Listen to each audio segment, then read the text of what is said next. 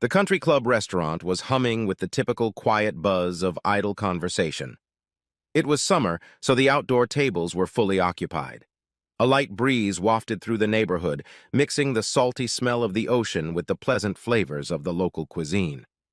Upstairs, the melodious sounds of birdsong mingled with the trill of insects. It was the true soundtrack of summer. This July day was very hot, but a light breeze made the air quite comfortable. The view of the beach was beautiful. It was the serene tapestry of summer. Among the regulars at the restaurant were 3 women, each about 30 years old. They were very nicely dressed in stylish and sexy summer clothes, sleeveless sundresses that showed a hint of cleavage, but nothing revealing. Groomed hands and pedicured toes that showed off flip-flops and sandals, carefully applied makeup that was almost invisible, but most importantly, gold stripes on that certain fingers of the left hands. These ladies met here at least twice a month. It was an outlet from their daily duties of being wives and mothers. It was their time, not time devoted to soccer practice, homework, making dinner, and other tasks expected of young wives of successful men. They always came here to let their hair down, figuratively speaking, of course. They would never leave the house with their hair down, and enjoy good food, good friends, and idle chatter. In other words, gossip. There were 2 people missing from this group today. The ladies present, Carol, Suzanne, Layla, were sipping white wine and waiting for the food to arrive. "Has anyone heard from Gina? She was supposed to meet us here, wasn't she?" Suzanne asked, looking around the restaurant. Carol nodded.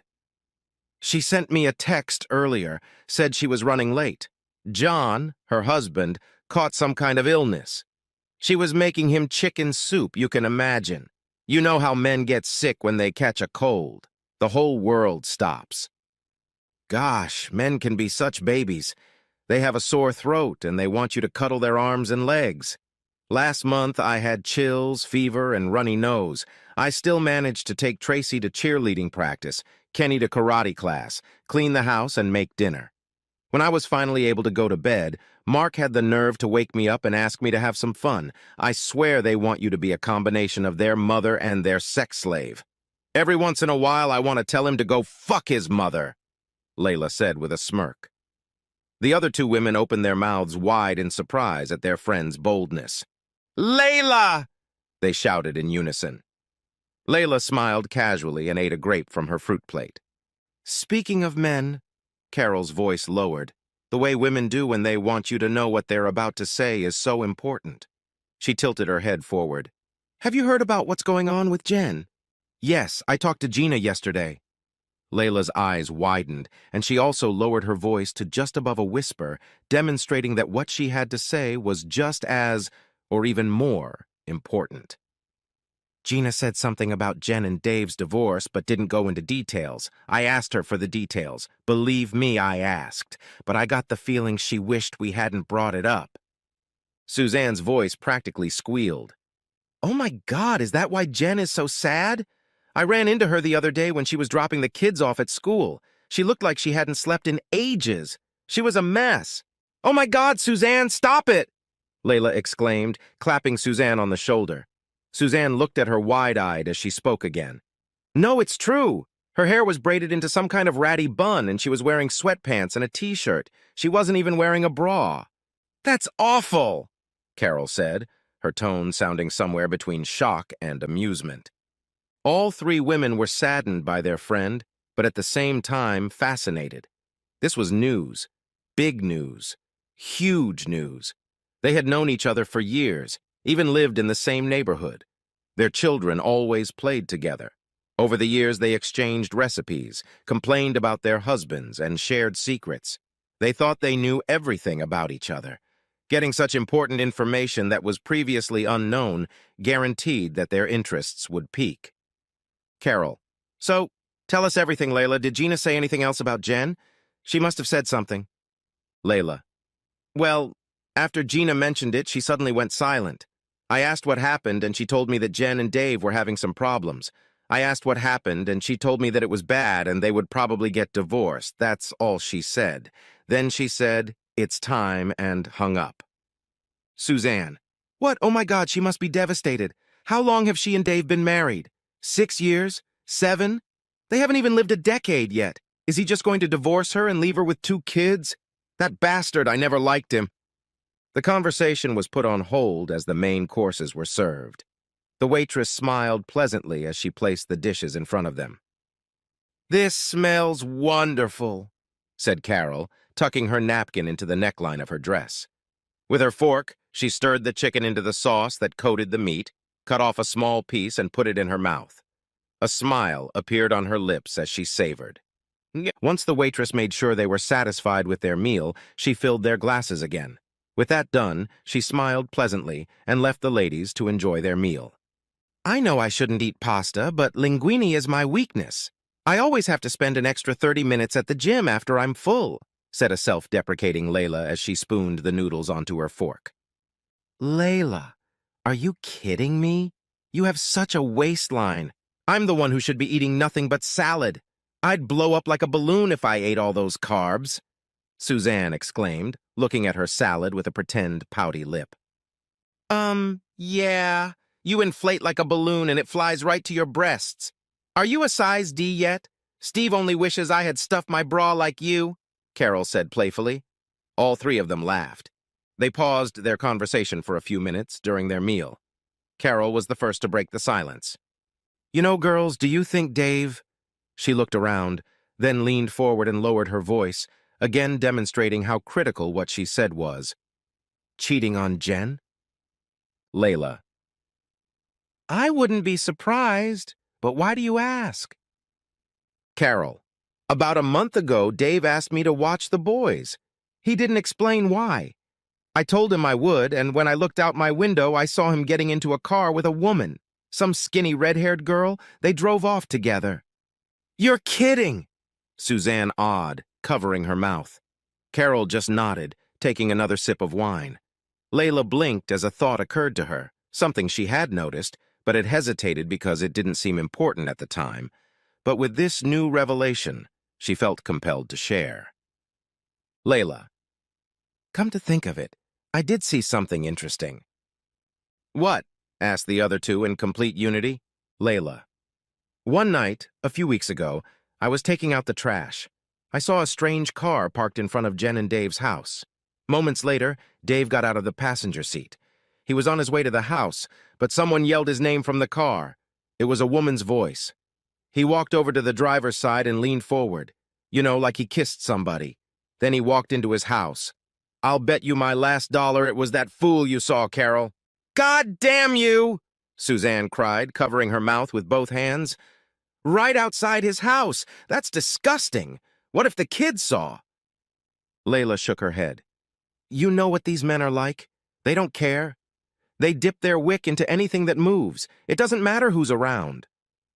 "But why did he cheat on Jen? I mean, she's beautiful. She's knockout attractive. I'm not a lesbian, but if I played for that team, I would have fingered her within a second of meeting her," said Carol. Everyone had to agree. Of the 5 women, Jen was the youngest and the most beautiful. Layla. "It doesn't matter to them. Men are like dogs, always sniffing out a new ass. Pigs. But I'll tell you, if Mark ever cheated on me, I'd star in an episode of Snapped." All 3 of them laughed. When they realized how loud they were, their laughter turned into giggles and giggles. Carol. "Layla, you're crazy." Layla. "You better believe it. And as long as Mark knows it, there won't be any problems." They chatted and laughed about other things while enjoying their food. They told each other about the kids, their husbands' disturbing habits, the latest news from their favorite shows, the crazy presidential race, and all the other things women who dine together talk about. Eventually, the waitress returned to the table to check on them and ask if they wanted anything for dessert or coffee. After much arm-twisting, Carol and Suzanne ordered a slice of cheesecake. Layla felt she had eaten enough carbs along with the linguine, so she just had an espresso. Suzanne. "Layla, you need to live a little on pleasure. I mean, you jog every day. One slice of cheesecake won't hurt you. Speaking of running, have you tried that new bike path they just paved? It's supposed to be paved to the beach." When Suzanne mentioned jogging, Layla's eyes lit up. "Oh my goodness, girls, I just remembered something." The women perked up. Layla bit her lower lip as if trying to decide whether or not to tell what she knew. Last week when I was jogging, I saw a black Nissan drive past me and I thought it was Dave in the passenger seat. There was a woman sitting in the driver's seat, and I remember she was a redhead. I really wasn't paying any attention to it, but now I know it was him with her. That piece of shit. Carol. The black Nissan? That's the car I saw. Suzanne. What were they doing when you saw them, Layla? Layla. I can't tell you, but I'll tell you this. It didn't look like they were strangers. It looks like they knew each other, if you know what I mean. Carol. What? Layla. Aha, like I said, I first saw them when I was running. They passed me as I was coming out of my driveway, and I had been running for about 30 minutes. The same car was parked in front of Jen's house when I finished my run, and they were still inside. Probably one last kiss, or even more than that, right in public. The other women ogged. 30 minutes in a car with a woman who wasn't your wife. Running off with her to who knows where? Probably a motel? Kissing like drunk teenagers in front of the kids. Who does that? Right in front of their own house? It was just too much. Layla. I hope Jen nails this crook's nuts to the wall. I wonder if she still has a lawyer. Carol. Do divorce attorneys work at Steve's firm? I mean, real assholes. She needs one of those sharks that eat people. Carol. I was already planning on asking him about it tonight. He won't want to get involved, but I can get him to come around. All I have to do is... At that, she ran her tongue along her cheek. The other two girls broke into fits of laughter. Take another one for the team, Carol. That poor girl needs justice, Suzanne said between giggles. Layla was laughing too hard to say anything back. Their company was getting pretty silly, but that was okay. Having fun without me, I see? Came a ringing voice from behind them. Everyone turned around and saw Gina walking leisurely over to the table. It's about time she showed up, Carol said, getting up to hug her friend. The other two waved their hands in greeting. Carol and Gina were best friends. They had known each other since high school. They had been to each other's weddings. Their kids thought they were cousins. Their husbands played golf together and were friendly with each other. These two ladies were the closest of their company. Another noteworthy relationship was Gina and Jen. They were cousins. This was how Jen was introduced to the ladies. She was a few years younger than the others, but it was fitting. Soon she joined their lunch group. I'm sorry I'm late, girls. John is sick. He needed a nurse, plus... She narrowed her eyes and lowered her voice like she was about to reveal a savory secret. She knew the protocol. The other ladies caught on to that and gave her their full attention. I've been on the phone with Jen all night, she said. We were just talking about her. How is she? Layla asked in a sympathetic voice. Gina just shook her head and sighed. The poor girl is a mess. Her marriage has broken up. She doesn't know what she's going to do. Dave came home the other day and dropped the divorce papers in her lap. She's been hysterical ever since. That fucking bastard, Carol said in a venomous voice. Not only had that asshole cheated on her, but he had the nerve to throw her divorce papers? Cheaters need to die, Layla said through clenched teeth. That distracted Gina a little, and she had a look of shock on her face. Then she got a little angry. Layla, you don't know the whole situation. My cousin had her own reasons for doing what she did. What did she do?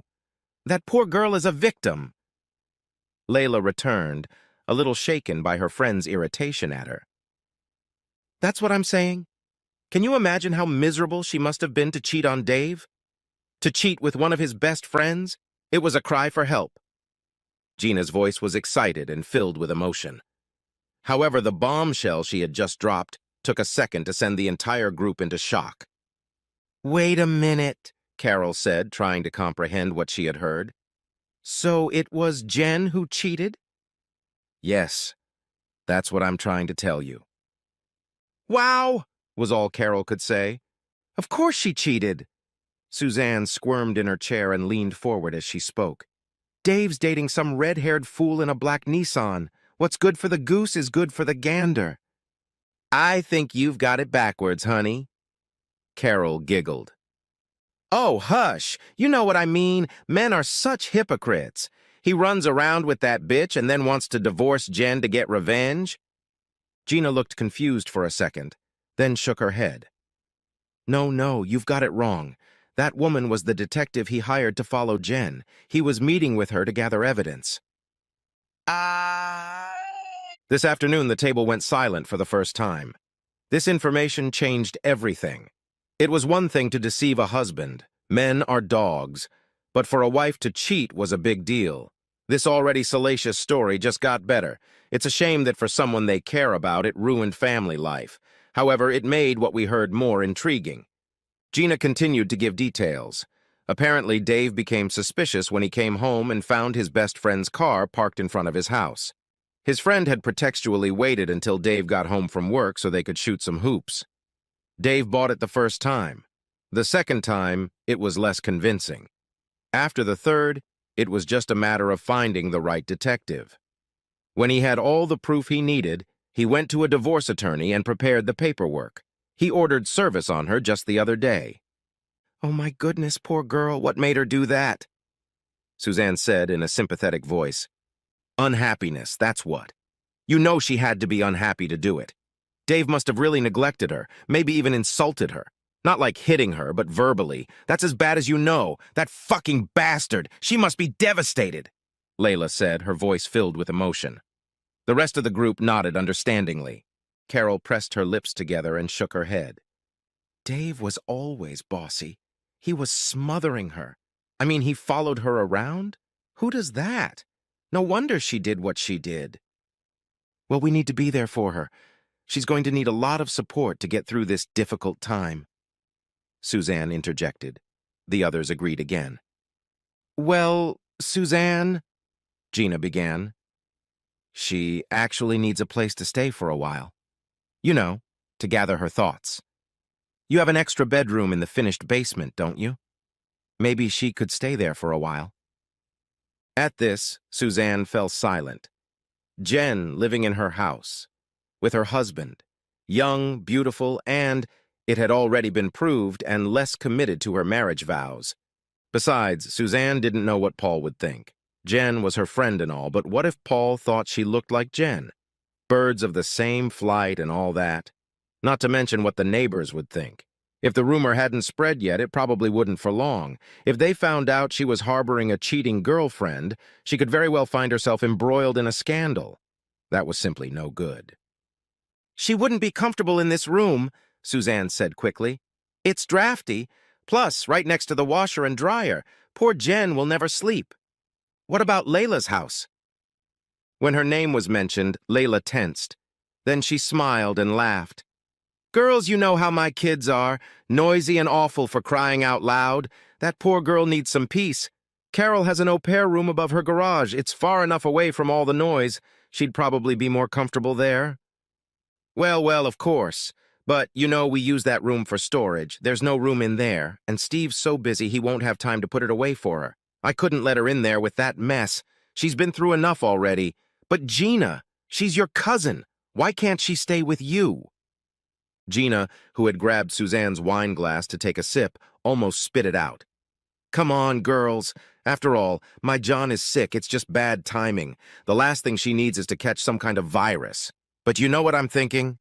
What if we all just chip in and get her a room? Just until she figures out what to do next. She can relax in peace and quiet. That's what she really needs. We'll visit her to make sure she's okay and give her whatever help we can."